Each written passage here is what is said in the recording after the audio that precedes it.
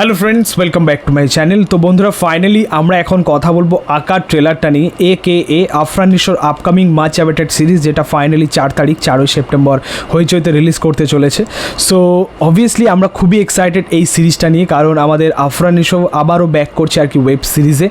তো অবভিয়াসলি খুবই এক্সাইটেড, এবং এই সিরিজের যে ট্রেলারটা সেটা কিন্তু 5 দিন আগেই মুক্তি পেয়েছিল। সরি যে আমি এই ট্রেলার রিভিউটা করতে পারিনি, কারণ আমি জানি যে আফরান নিশোর একটা হিউজ ফ্যান্স যারা আমার চ্যানেল দেখে, আমার ভিডিও দেখে।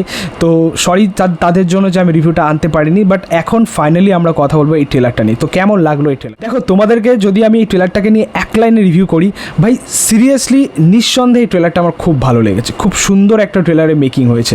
এবং এখানে আরও একটা কথা বলবো, হয়তো আমার এই কথার সাথে তোমরাও একমত হবে আমি জানি, সেটা হচ্ছে যে বাংলাদেশে ওয়েব সিরিজের মেকিং কিন্তু খুব সুন্দর হয়, খুবই ভালো হয়, আমাদের কলকাতার তুলনায় অনেকটাই বেটার। এই কথাটা কিন্তু আমি এর আগে অনেকবার বলেছি, ঠিক আছে? মানে এটা বাস্তব কথা। মানে বাংলাদেশের ওয়েব সিরিজের মেকিং খুবই সুন্দর হয়, সেখানে গল্পের সিলেকশন বলো বা ওভারঅল কাজ বলো, আমার কিন্তু দারুণ লাগে। এবং সত্যি বলতে এরকম কিছু সিরিজের উদাহরণ রয়েছে, চঞ্চল চৌধুরীর রুমি, তারপরে চঞ্চল চৌধুরীর কারাগার, মুশারফ করিমের মহানগর, ঠিক আছে? আবার আপকামিং আঁকা আসছে, এটাও কিন্তু একটা বেটার ওয়ার্ক হতে চলেছে, একটা আইকনিক সিরিজ হতে চলেছে, ঠিক আছে? মানে যেরকম লুক অ্যান্ড ফিল দেখলাম ট্রেলারটার মধ্যে, যেখানে আমাদের আফরান নিশোর অভিনয় দেখলাম, তো অল ওভার যেরকম মেকিং দেখলাম ট্রেলার লেভেলে, আমি এটা অবভিয়াসলি এটা শিওর যে এই ট্রেলারটা এই সিরিজটা কিছু একটা করে যাবে, ঠিক আছে? সিরিয়াসলি খুব সুন্দর একটা ট্রেলার কিন্তু আমার লেগেছে ভাই, সিরিয়াস। আরও একটা কথা, যেখানে আমাদের আফরান নিশো এবং বিকি জায়েদের মতো একটা সুপারহিট জুটি ফিরছে, একটা সুপারহিট মেকার্সটা ফিরছে,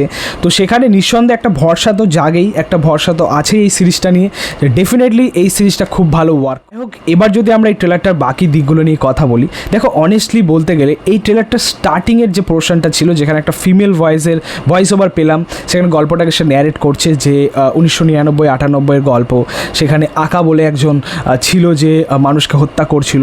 এই যে স্টার্টিংটা, এটা কিন্তু আমার খুব একটা ক্যাচি লাগেনি, অ্যাকচুয়ালি তার ভয়েসটা খুব একটা যাচ্ছিল না। বাট যখনই কিছু সেকেন্ড পরে আফরান নিশোর ভয়েসটা এলো যে আমার নাম আঁকা, আমি এই করি ওই করি, আমার এটা স্বপ্ন, যখন ওই জায়গাটা পোর্শনটা শুরু হলো, তখন কিন্তু এটা ছিল একটা গিয়ার চেঞ্জিং মুমেন্ট এই ট্রেলারটার মধ্যে। তখনই কিন্তু মেন পিকটা নিল ট্রেলারটা, এবং তখনই ভালো লাগতে শুরু করলো। এবং সিরিয়াসলি আফরান নিশোর ভয়েসের মধ্যে একটা আলাদাই জাদু রয়েছে, মানে গল্প ন্যারেট করাটা দারুণ দুর্ধর্ষ লাগে তার ভয়েসে, ঠিক আছে? এর আগে মাসুদের যে চরিত্রটা ছিল আর কি তাণ্ডবের মধ্যে, ভয়েসটা দেখেছো, মানে সেখানে কিন্তু একটা ভয়েস মডুলেশন কাজ করেছে, ঠিক আছে? মানে ভয়েসটা কিন্তু খুব ভারী লাগছিল, অন্যান্য সিনেমার তুলনায় ভয়েসটা আরও বেশি ভারী লাগছিল। ডায়লগটা খুব ক্যাচি গেছে, ওখানে যে ক্যামিওর মধ্যে যে ডায়লগটা ছিল, তো সেই রকমভাবে এই ট্রেলারটার মধ্যেও কিন্তু সেই জিনিসটা সেইভাবেই ওয়ার্ক করেছে, যেটা আমার খুব ভালো লেগেছে। মানে ওই পোর্শনটা বাদ দিয়ে যদি আমরা আফরান নিশোর পোর্শন থেকে শুরু করি, তো দারুণ, মানে সলিড একটা ট্রেলার লেগেছে, সিরিয়াসলি খুবই ক্যাচি লাগছিল সেখান থেকে। তার পাশাপাশি ডায়লগগুলো কিন্তু খুব ভালো হয়েছে। এখানে আফরান নিশোর শুরুর দিকেই যে ডায়লগগুলো পেলাম, যে প্রেম মরে না, দেহ মরে যায়, এরকম একটা ডায়লগ ছিল। তারপর আরও একটা ডায়লগ ছিল যে মেরে ফেলার ক্ষমতা সৃষ্টি করার ক্ষমতার চেয়ে কোনো অংশে কম নয়। মানে ডায়লগগুলো দেখুন, জাস্ট খুবই মিনিংফুল, খুবই স্ট্রং ছিল।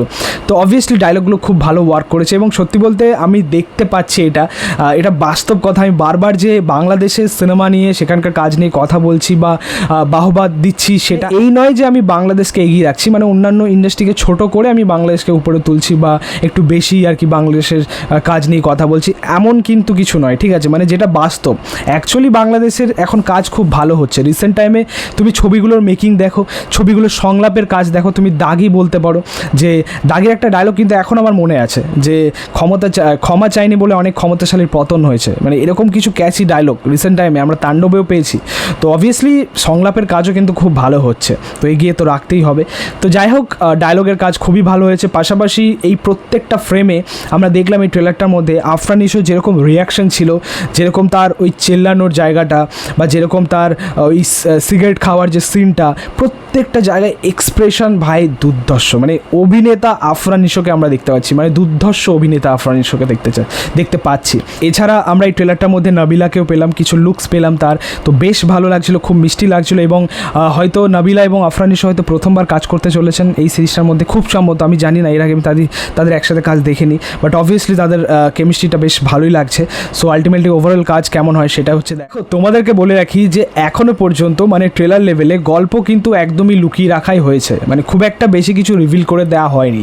মানে আমরা এই ট্রেলারটার মধ্যে দেখছি যে আফরান নিশো তার স্বপ্ন সে রকস্টার হবে, বা সে একজন ডেলিভারি বয়, বা সে সিরিয়াল কিলারের কাজ করছে, একজন সিরিয়াল কিলার, মানে এই সমস্ত কিছু আমরা দেখতে পাচ্ছি। বাট মেন গল্পটা কি, মেন বিষয়বস্তু কি, এটা কিন্তু একদমই লুকিয়ে রাখা হয়েছে। কেন সে খুনগুলো করছে, কেনই বা সমাজ তাকে সাপোর্ট করছে, এই জিনিসগুলোই কিন্তু আমরা জানতে পারবো। অ্যাকচুয়ালি বিকি জায়েদের ছবির মধ্যে, তার নাটকের মধ্যে বা সিরিজের মধ্যে অ্যাকচুয়ালি ওই টুইস্টটাই ওয়ার্ক করে, ওই মোড় ঘোরানো ব্যাপারটাই ওয়ার্ক করে। তো সেটাই আলটিমেটলি দেখার অপেক্ষায় যে সেই গল্পটা কোন দিকে যায়, কেনই বা সে খুনি, কেন সে খুন করছে, কেনই বা সে ডেলিভারি বয়, বা কেনই তাকে গান গাইতে দেওয়া হচ্ছে না, এই সমস্ত কিছুর মানে অ্যান্সার হয়তো আমরা এই সিরিজটার মধ্যে দিয়ে পেয়ে যাব 4 তারিখ। তো অবভিয়াসলি আমরা এই সিরিজটা নিয়ে খুবই এক্সাইটেড। ওভারঅল আমরা এই ট্রেলারটার মেকিং নিয়ে যদি কথা বলি, খুব ভালো হয়েছে। ব্যাকগ্রাউন্ড স্কোরের কাজ, look and feel, trailer cutting, সমস্ত কিছু খুব ভালো লেগেছে। এবং ডিউরেশনটা কিন্তু খুব টাইট রাখা হয়েছে, মানে খুব বেশিও না খুব কম নয়, একদম ঠিকঠাক একটা ডিউরেশন যাকে বলে। এবং একদম ঠিক কথা, এই ট্রেলারটা দেখে মনে হচ্ছে যেন কোনো সিনেমা রিলিজ করতে চলেছে, কোনো ছবি আসতে চলেছে। মানে দেখে এটা বলাই যাচ্ছে না যে এটা ওয়েব সিরিজ নাকি সিনেমা, ঠিক আছে? তো এরকমই একটা ট্রেলার লাগছে আর কি। তো যাই হোক, আমরা বড় পর্দা দেখার জন্য ওয়েট করে আছি, কারণ আফরান নিশো, বিকি জায়েদ তারা 2026-এ কামব্যাক করছে। প্রথমবার বিকি জায়েদ সিনেমা পরিচালনা করবেন আফরান নিশোর ছবি। হোক, এই ছিল বলার আর কি ট্রেলারটা নিয়ে। তোমাদের কেমন লেগেছে এই ট্রেলারটা সেটা কিন্তু অবশ্যই কমেন্টে জানিও। ভিডিওটা ভালো লাগলে অবশ্যই লাইক কমেন্ট শেয়ার করে দিও, পাশে থেকে সাপোর্ট করো, চ্যানেলটাকে অবশ্যই সাবস্ক্রাইব করে দিও, পাশে থাকা বেল আইকন প্রেস করে দিও পরবর্তী ভিডিওগুলো আপলোড। Thank you, tata.